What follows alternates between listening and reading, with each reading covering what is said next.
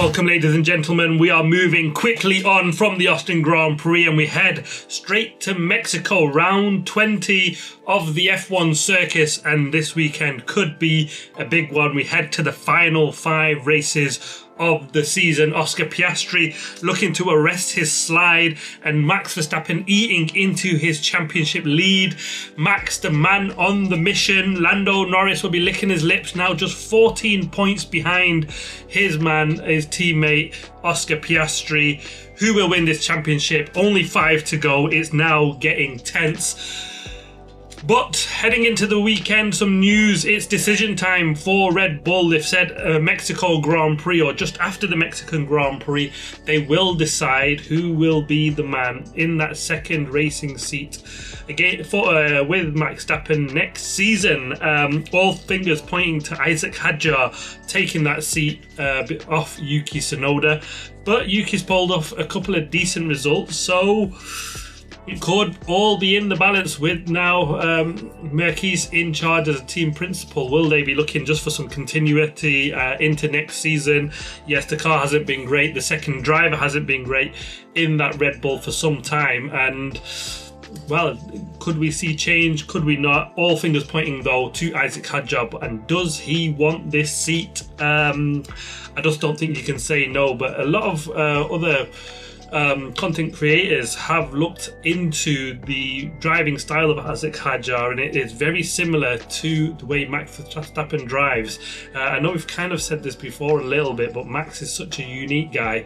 I just don't think we'd find anyone like that. But do you want that second seat if you're Isaac Hadjar? I think you absolutely do. He didn't want it this season or any point in this season, but could you want it from 26? Because it'd be a whole new car, a different beast to drive. And so it is probably the perfect time to go in and see what you can do for next season. Some follow-ups from Austin. Carlos Sainz took a 5-place grid penalty into this weekend with him for his incident with Kimi Antonelli. I did talk about that in my driver ratings for Austin, so check that out. But yes, a 5-place grid penalty for Carlos Sainz, so we start this weekend on the back foot for Williams. And also Red Bull fined $50,000. 25 of that is suspended pending, they don't make any other infringements, or fined for tampering with the Lando Norris's marker for his stop sign when he's lining up on the grid. A team personnel leaned over or went onto I don't think he actually went on the grid, but leaned over the fencing just after the formation lot started. The FIA want to stamp that out kind of happening ever again or at all. That they tried to move that marker off, so Lando Norris, might not get the best or optimal grid positioning before the start of the Austin Grand Prix. So fine handed out for Red Bull. A little bit of gamesmanship already started from Red Bull. They didn't really talk too much into it, but that's where they stand.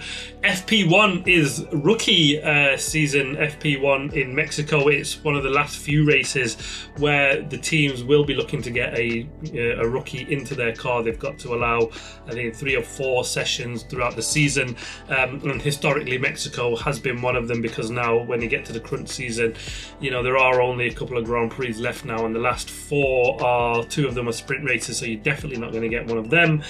So we normally do see them here in Mexico, and then often we do see them in Abu Dhabi as well. Frederick Vesti is going to take over the Mercedes, Jack Crawford in the Aston Martin, Luke Browning in the Williams, Pato O'Ward in the McLaren, taking Lando Norris's seat actually on that one. Will that hamper Norris? I'm not so sure, because he can use the data from the car out there from Pato O'Ward, and also from his teammate Oscar Piastri will be doing some of that. And Antonio Fusco is going to be in his first outing in a Ferrari, so I hope I pronounces his name right. But yeah, interesting session for the rookies. It's always good to see what the new boys come in and do Can they perform? And it'll be interesting to see how they get on. Let's get to the track. It's, well, high altitude, really high altitude, this one. A high downforce circuit because of that, because the air is so thin. The engines do struggle around here, even though it is a fast circuit with what we'd normally have in normal conditions, where you'd have low downforce, skinny Monaco or Monza style rear wings, but high downforce circuit because of the thin air. It's 4.3 kilometers, 17 turns, 3 DRS zones down into turn 1, turn 4 and turn 12, a 71 lap race, and we normally get action at this one. The tyres, again, they've gone for the Austin style jump in the compound, so the hards is a C2, the mediums a C4 and the C5 for the softs. Strategy torque, it's a one-stop strategy, but like last weekend with the jump in the compounds, that didn't work last time out, but could we see the same here? Will people jump to the mediums and the softs? Well, it all depends on practice and how this soft holds up, because it's a slippery circuit. You do get a lot of graining, and that'll be the issue of whether they stick and just go around on a slow hard, or just try and, well, just long it out on a medium and stick a soft on at the end for a quick run. Or vice versa, start on the softs, get a good launch, because going down in that long straight down into turn 1, there's a big opportunity to make up positions there. It should be dry and sunny this weekend, and on to my predictions. It's a tough one, but for qualifying, I've gone for Max Verstappen on pole position, Lando Norris in second place, and Charles Leclerc in third. And like I've said, it's a long straight down to turn 1, and the second position actually isn't a bad position to be at in this circuit. More often than not, to second place has taken the lead down into turn 1, as long as you get a half decent start and you can get alongside before whoever's on pole chops across you, because you've got the inside line then down into turn 1. And if you've got that, we've seen Max Verstappen do it last season to Carlos Sainz, just run them out wide, and they have to concede that position. So it'll be interesting to see who lines up second, and will pole position, you know, be a poison chalice once again. For the race though, I've got Lando Norris to take the win, Max Verstappen in second place, and Oscar Piastri in third. Yeah, now that is a little bit brave actually, because Oscar hasn't done any better than 8th place here in Mexico. He really struggled last year, got up to, I think it was 8th place in the end, but that was down to a poor qualifying session and the run timings and him getting kicked out in Q1, so he had an awful lot of work to do.